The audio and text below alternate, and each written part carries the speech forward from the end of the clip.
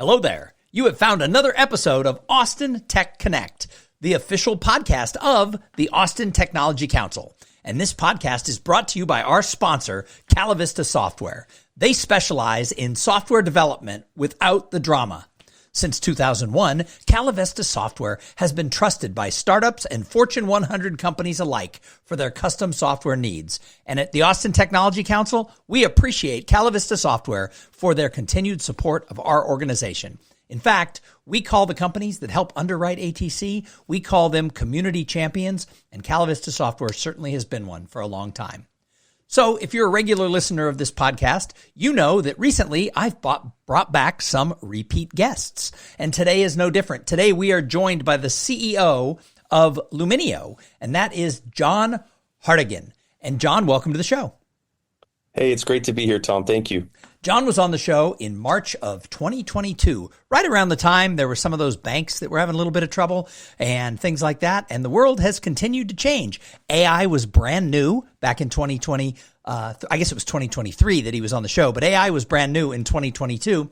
And we're going to talk a lot today about AI, how it's impacting companies, how it's impacting Austin. But for those of you who don't know John, he is a multi-time founder. He moved here to Austin from California, but he loves it here. He's the father of 2 teenagers. He's got a dog. He loves camping, surfing. How cliche for someone who grew up in California. And he loves travel. We could probably just do the whole episode about travel since I've been a lot of places the last few years. But John, I want to get in, and if somebody wants to hear more about your past and your history and how you came up in the tech world, that first episode, we went deep into that. So you can go back to March 7th, 2023, not 2023, and find that. But I want to jump in today. First of all, start off by updating us about your company. Sure. So as you mentioned, it's only been a few years, 2023, but a lifetime of technology has happened, right, with the AI wave or waves, as you would say. And the initial hype cycle, I think, has kind of gone through, and now what we're kind of left with is, hey, this AI is amazing. It does amazing things. How do we really make it useful? How do we make money from it? How do we lower costs with it? How do we make things more efficient?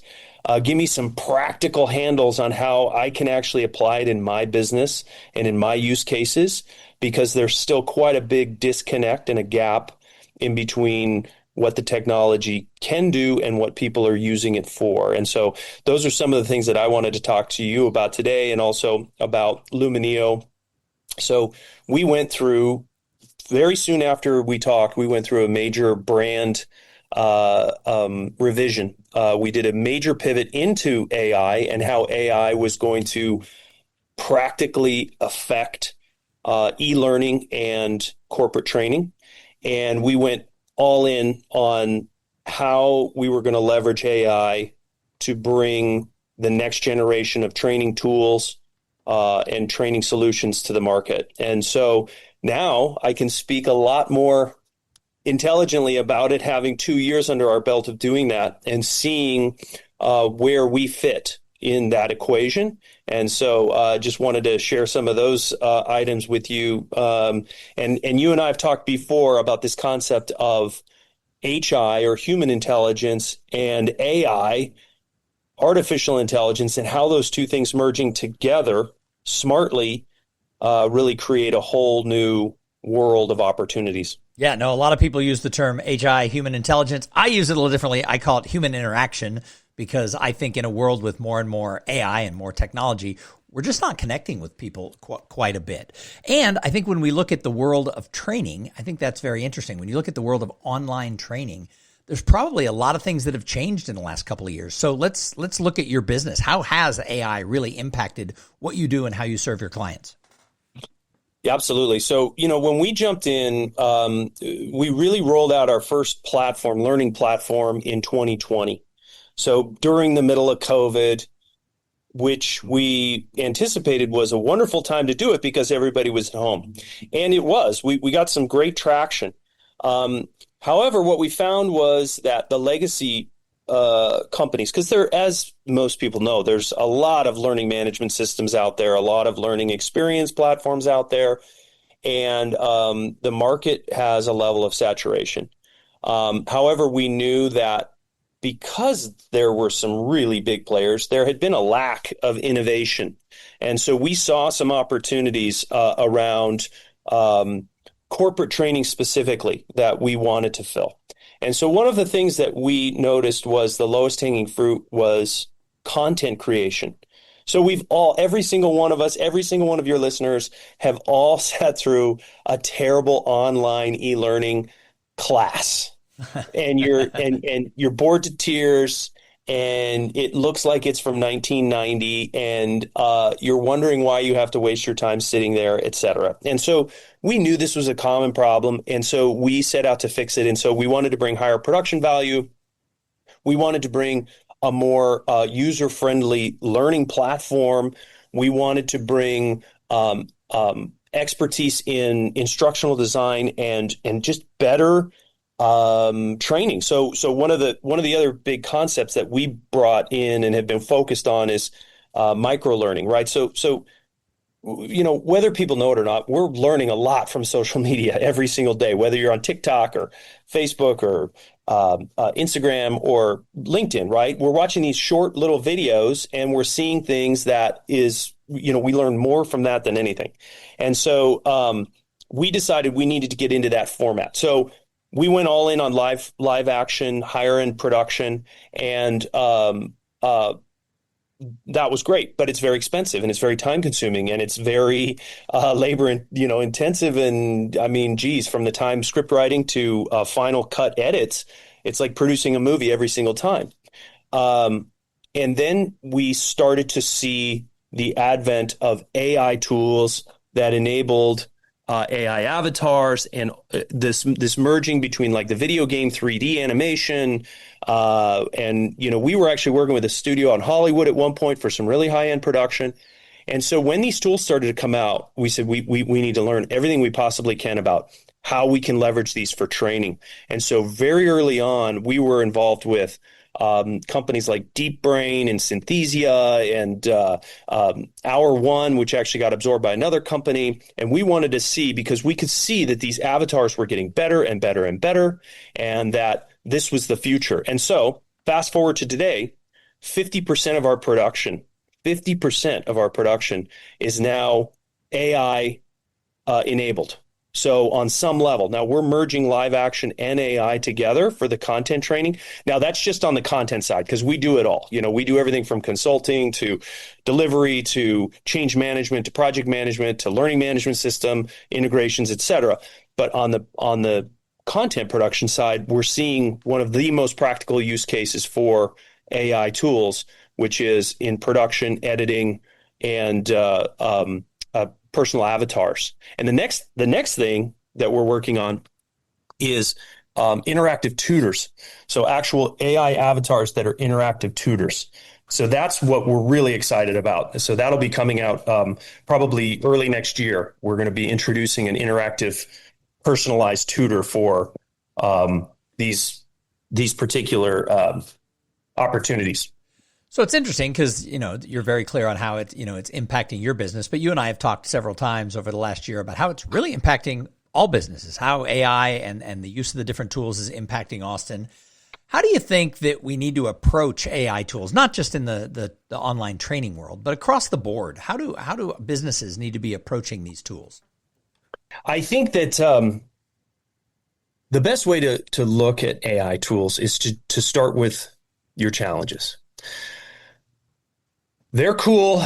They do a lot of cool stuff. They're kind of a fun parlor trick if you're just thinking about like, hey, I need to write this thing or I need to do this thing.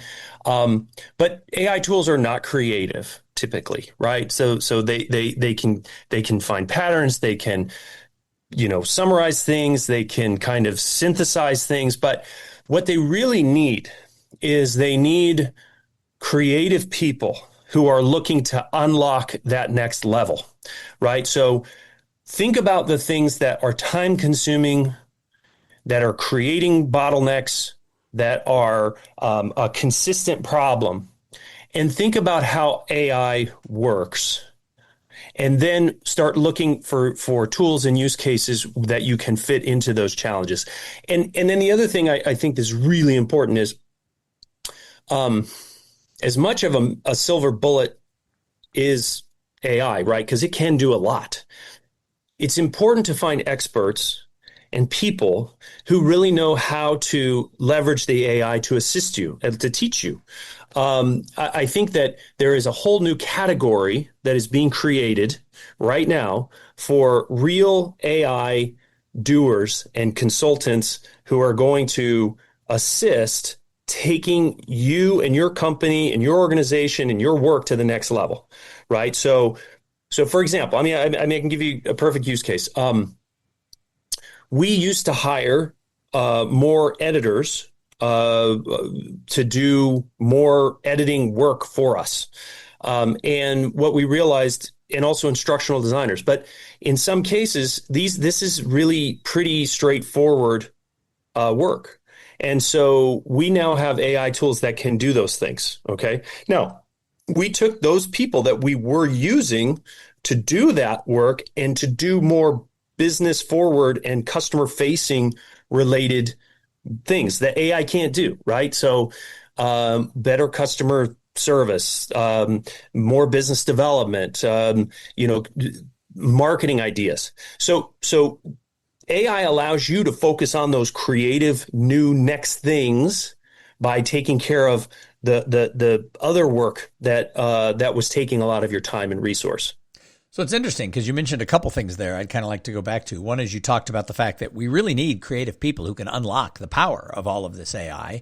You also talked about the fact that there's this whole new category of experts who can come in and help your company figure this out. Although one of the things that we're seeing is there's a lot of BS in the market. There's a lot of pretend experts because this is all still very new. And then you talked about, sort of retraining people and putting them into areas where they can be more useful as the AI tools come in here. So all of this is really important because it goes back to my premise that the human interaction, the relationships, the trust and the collaboration that we have with other humans is more important now than ever in building businesses and building community, et cetera. So let's go back to that whole people aspect of this. Creative people, experts who aren't full of, and then retraining. How should CEOs of companies like yours and even larger, how should they be looking at the human aspect in regards to AI?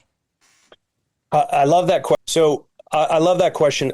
Recently, I was on a call with Chris Ye, the Stanford professor who's partners with Reid Hoffman, the founder of LinkedIn. They wrote Blitzscaling together, et cetera, et cetera, et cetera.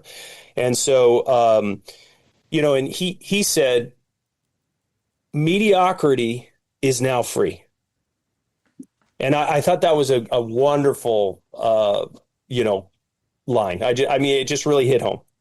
Because the truth is, look, as founders, if you're a founder or if you're an entrepreneur, this is not something you have to worry about because it just isn't part of the DNA of an entrepreneur that they're it's just not what we do. But if you find yourself in a role that is repetitive in really any kind of workflow that can be easily replicated, where you don't have to give it a lot of thought, I would really, really consider thinking about your next move, because the truth is that AI is going to, it can do that work, whatever it is. If it's repetitive, now I'm not talking about swinging a hammer because some of that, being a roofer, that's gonna be tough. But if you are sitting at a desk and it's repetitive work, so for example, let's talk about, I've been using AI for accounting. I've been using AI for legal questions. I've been using AI when my son had a weird skin rash. Come on, you can use it for a lot of that stuff and it does pretty good. It really does. Okay.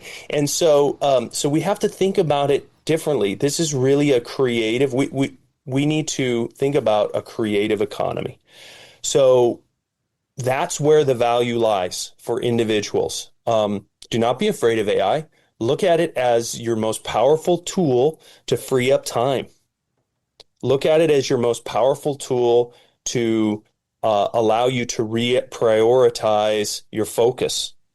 I think, and it is a massive paradigm shift. And there are a lot of people that are now using ChatGPT all day long doing those kinds of things. Now, don't try to be creative with it, though. I'm telling my kids, look, do not write a paper with ChatGPT. Okay. You have got to put your creativity, think about it in different ways. Okay. Now, what you can do though is I would say, put your ideas into ChatGPT and say, hey, what do you think about this narrative? What do you think about this?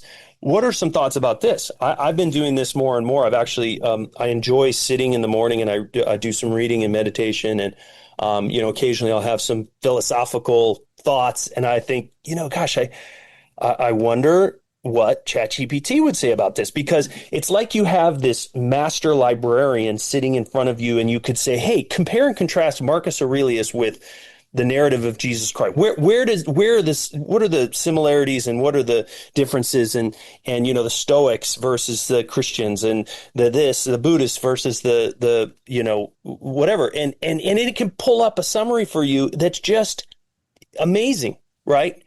And so those are the kinds of things that I think are going to allow us to, because sometimes you don't need perfection. You just need a confirmation of maybe a thought that you had or an idea that you're working on, or you just need enough to have confidence to move forward to the next step. And AI can do that in a lot of ways. So it's interesting. Not that it's always accurate, but So it's interesting because that's one of the things that I tell everybody is, look, it's fabulous for ideation. If you're trying to write a paper or a blog post or Austin Technology Council, I have to put out a newsletter every week. I do a lot of social media for ATC. I don't like to let ChatGPT or any of them do any of this for me. But if I have two ideas and I think 3 points would be great, I go in and say, hey, I want to write about this and this. What's another point? But I don't just ask for another point. I ask it to give me 7 or 11. And then I pick the point that fits in to something that I can actually write about. Again, I don't want it doing the work for me. Now, after I write the newsletter, I will feed it into Grammarly or even into ChatGPT and just say, keep this in my voice, but clean up my grammar. Yeah, so great editor, right? So I think it's a great editor. I always ask it, do not make very many minimal changes, because I want everything that comes out under my name to be something that I've legitly written. But the other thing that I can do, and I heard this advice, I've used this advice both for ATC and for my career as a professional speaker, but I gave the advice to someone else, and she said it changed her business in the last year, doubling her speaking business. It didn't do that for me per se, but I told her to put into ChatGPT a list of the top 10 speakers in her space, and then talk all about herself, all of her background, all of her stuff, all of her books, everything that she's done. And then ask it, what on my topic is nobody talking about? What's being missed in my topic? And it basically took a topic that there were dozens or hundreds of speakers on, and it gave her a piece of it. And it sort of flipped where she put her focus on her marketing.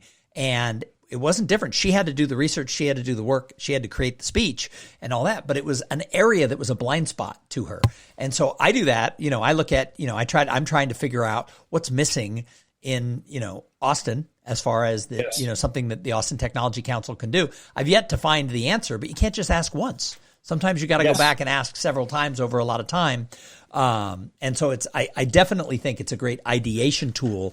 Either like you said, hey, where are the similarities? Or my favorite is, what's missing, between all these things. I love it. I'm going to give you, another just quick example. And again, this is from somebody who was, I did not work with the earlier ChatGPTs. The first version I think I was involved was 3.0. I just said, I need to learn this. And I didn't know anything about it. I didn't understand large language models. I didn't understand machine learning. I knew that it was doing some really cool stuff. I'd heard about IBM Watson and some other things, but I really was not expert or involved in it in any real capacity except for just interest. And so when we decided to go in, hey, we're going to pivot into AI. We're going to learn about it, and we're going to find how it's going to change the face of training.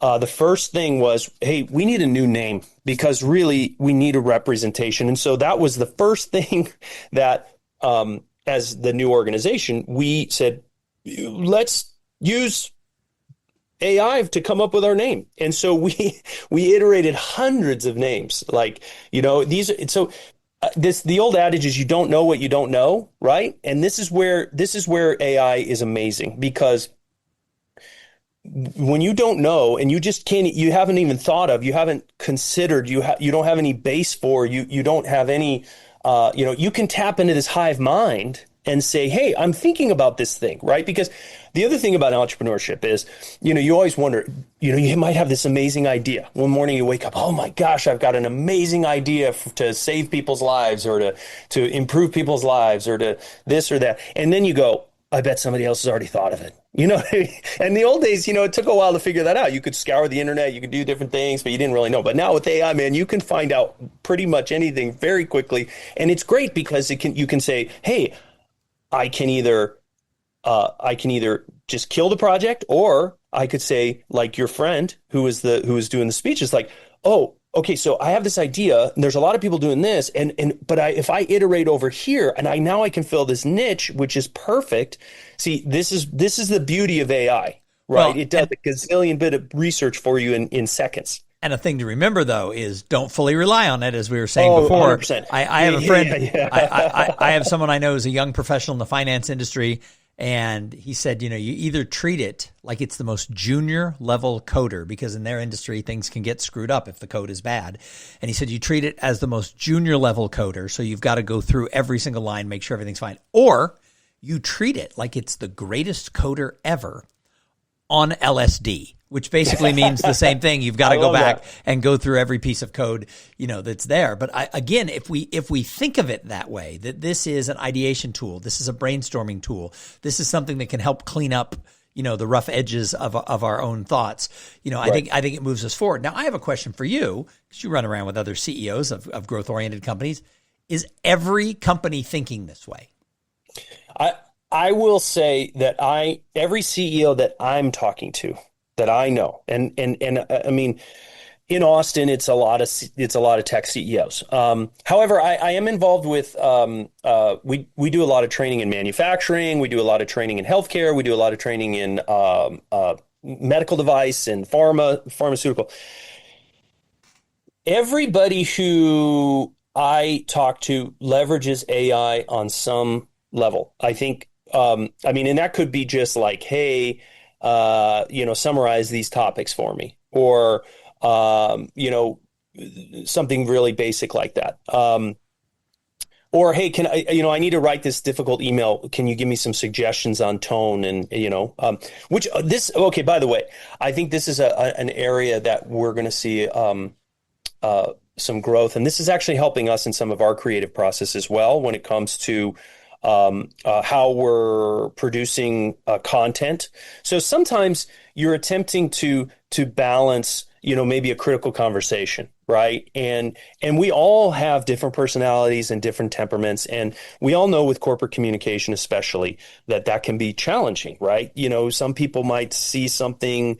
You may have a blind spot in your communication. Okay. I'm sure Thom doesn't, because he's such a nice guy, but a guy like me, I've been called. I've got lots of blind spots in my communication.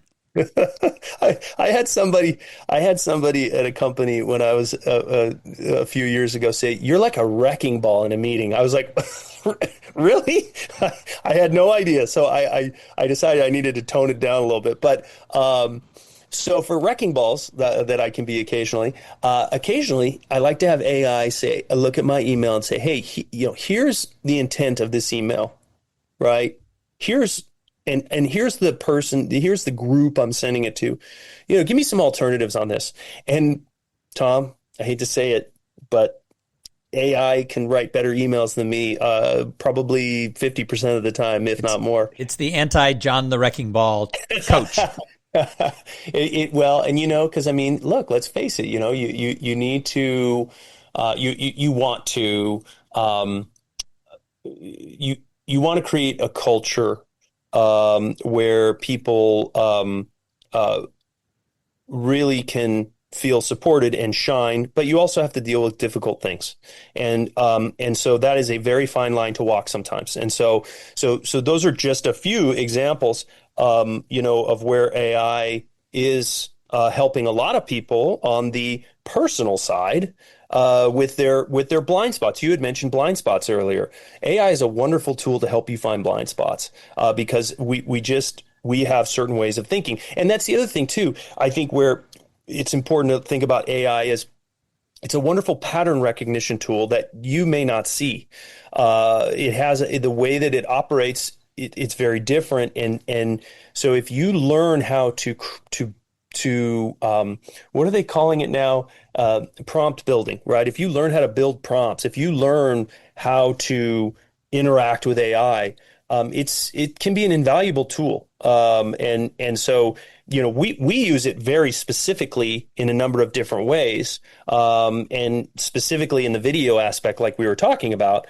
But just for everyday tasks, it really is truly an amazing game changer. And I encourage people to, if you haven't, I mean, I can't believe anybody listening to the show isn't playing with it. Yeah, but by nature of being part of the Austin tech community, I think everybody's probably miles ahead of probably even you and I. I would think so. I think, and here's where I'm most excited about it. So let's talk about the tech people out there that are interested in it and wondering what is next, where can we go, So I think one of the most exciting things on our end, I mentioned earlier, is video and avatars, hyperrealism, ultra high definition.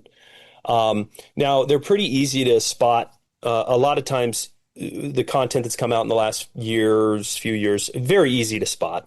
AI avatars. However, we are now right on the edge of used to be called deep fake. And, now what the deep fakes were using live action footage, and then they'd use AI to basically Photoshop videos and voice clone, et cetera. So it was primarily live action footage that was doctored, right? So now what we're seeing, though, is the capabilities. And if for the listeners out there, if you want to see an example of this, go to my LinkedIn page. I'm easy to find, or Lumineo's LinkedIn page. Again, easy to find. We just put up an example of kind of the next generation of what the ultra high def AI avatar is going to be. And here's the thing. We're not trying to be the creepy AI avatar replacing humans. That's not what we're doing. Okay. And we're not trying to pull the wool over anybody's eyes, right? What we're saying is we're introducing the AI avatar as an AI avatar. And so what we do with some of our clients is we shoot live footage of them introducing their AI avatar that looks just like them and sounds just like them in ultra high def, right? In multiple camera angles, natural hand movements and head movements and shoulder movements, different positions in actual in-scene environments. So it's actually, in depth. I mean, it's gotten to the point, and it will be very soon, where it will be indistinguishable. And so, like, I showed my family this, the one that we just did. And my daughter said, "Dad, that's really amazing." Do you think it's important in this case that people are being honest when it is an AI generated either avatar or voice? I recently listened to a book on tape by somebody I know, and I assumed it was him and his wife reading the alternating chapters that they'd written because it sounded just like him. However, I just kind of thought the book was kind of flat. Then I found out that it was voice generated, their voices, and I was kind of mad. I kind of thought that was like, they should have said it up front that, we had AI read this book, and then I probably would have been fine with it. But because and I think that's the approach. I mean, look, not dissing your friend for not having that disclaimer up front, which he might have had somewhere. But I mean, how do I know I'm even interviewing John Hartigan right now? How do I know this isn't your avatar? That's it, Tom. If you see the avatar that we just put up, it's getting pretty good. Again, it's not quite there. I mean, what do they call it? The uncanny valley, right? I mean, there still is a little bit of that, right? So now, had I not told you that the video that we just put up was AI, you'd probably get in 15, 20 seconds and not even could think. You would have thought that's John. Well, we're seeing this on social media with things that are coming up, and not just even deep fakes of like famous people, but just we're seeing things happening where they're recreating accidents, where they're recreating fires on buildings, and we've kind of gotten to the phase in our society where if you see something on your phone, I almost always have to go and Google it, then hit news and look to see if CNN or one of the other, at least somewhat credible organizations have reported it. And it's amazing how many things, and people will put out documents. I mean, we've seen it with like the Coldplay couple. There was like press releases that looked like legit press releases from the companies that said all kinds of things, and people forwarded them millions of comments saying, or the guy who took the baseball cap the other day at the tennis tournament, there was like this whole thing that had hundreds of millions of views or something, where the Polish CEO had said something where he was like, "Hey, bummer, the kid didn't move fast enough." That's not at all what the guy said. The guy apologized and he admitted he made a mistake, but we're producing things that look real, and if it comes across in your feed, people are believing them. So what do we need to do? Well, I mean, here's the approach we're taking, and we did this because, I think it's the right thing to do. I mean, this actually came out of the early AI hyper-realistic avatars. Were pretty obvious that they weren't you, right? And so we knew that, and we didn't ever want to try to pass it off that it was somebody, right? I mean, that was not our intention. I mean, so in our particular use case, our goal is to educate and train on whatever topics these individuals want. And now, so here, this is the other part of it. So, you can go to these different companies I mentioned earlier, Deep Brain, Hour One, Synthesia, whatever, and you can use generic avatars. Okay, but here's what we found. Companies, if you don't have some kind of an emotional connection with the avatar, it might as well be an animation or a cartoon. There's no real. See, it's interesting because personally, I have kind of the opposite feeling, and it'll be interesting. We can revisit this in 10 years, 5 years. That I would rather see a generic avatar doing the training than to have a John avatar. Even if I'm told this is computer generated John, I'd rather have computer-generated Becky, who isn't really a Becky, that's just a computer thing, because I want to know it's computer-generated, but at the same time, I have some people who've created their own avatars, and when I watch the stuff they post, it just creeps me out. Well, okay, so now that was really the intention, the original intention. So we look at it like we wanted the individual to introduce their AI avatar, because here's the thing. Now, a lot of us have seen AI avatars now, but this is still a pretty new thing for a lot of people. And so, because at first they're like, wait, something, they've hit the uncanny valley, and they're not, it might be on a subconscious level. They're like, something's not right.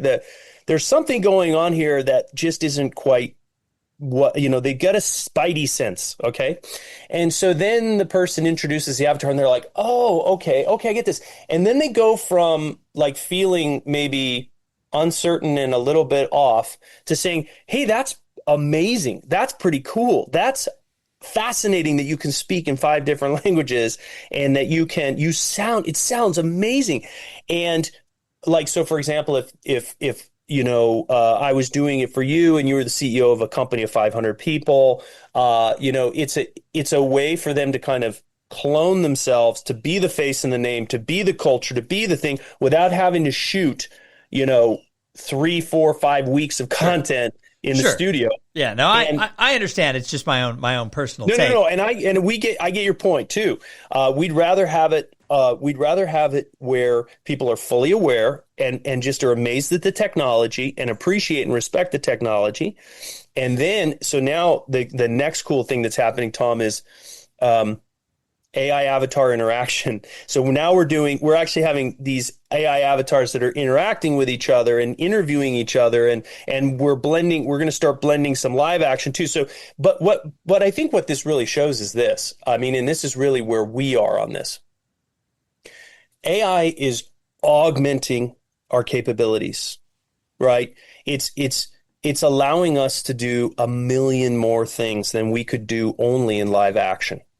And it does it in a couple of different ways. The technology itself, and then the amount of time that it saves us, and the capabilities that then it allows our team to focus on making it better, right? Making it more interesting, making it more engaging, more robust. And that's really, there will come a point where it's indistinguishable. Right. I mean, I've already seen it. And then that, like I mentioned earlier, the interactive stuff, when we first started, they started early models. Deep Brain had a really early model of the interactive avatar. And there was a lot of latency, but it was still pretty fascinating. So I mean, in essence, it's a fleshed out chatbot, right?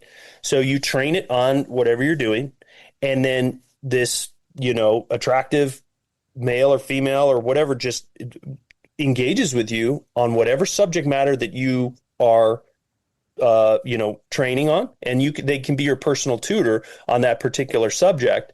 And it's fascinating. The latency's gone way down.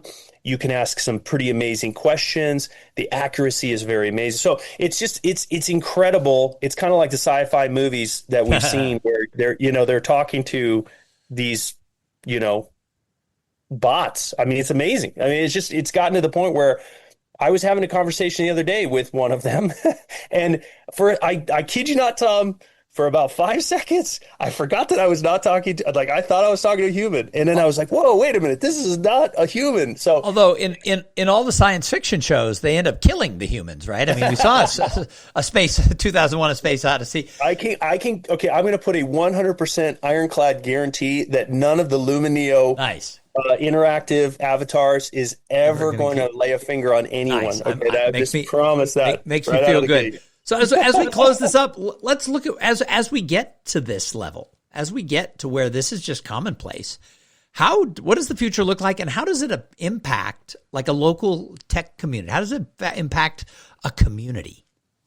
Well, I think I know this already, is that you're leveraging AI in a way to expand the organization, to communicate more efficiently, to be able to expand your internal resources and bandwidth to be able to offer, amazing gatherings. I mean, I've been to the last few gatherings you've had, whether it be the breakfasts or the happy hours or whatever. And every single time I go, there are more and more people. And we're going to have to wrap this up because I hear somebody knocking on my door. But I think that for the Austin tech community, this allows us solopreneurs. I'm not a solopreneur, but when I was, you're out there, solopreneurs and early stage startups. Man, you have more tools to leverage than ever in so many different ways that we did not have access to. And I just use them. And here's the other thing too. I want to just send out a call to all the Austin tech community. I love talking about AI. I love talking about human intelligence and where we stand and how you can leverage AI, not just for training, but for other things.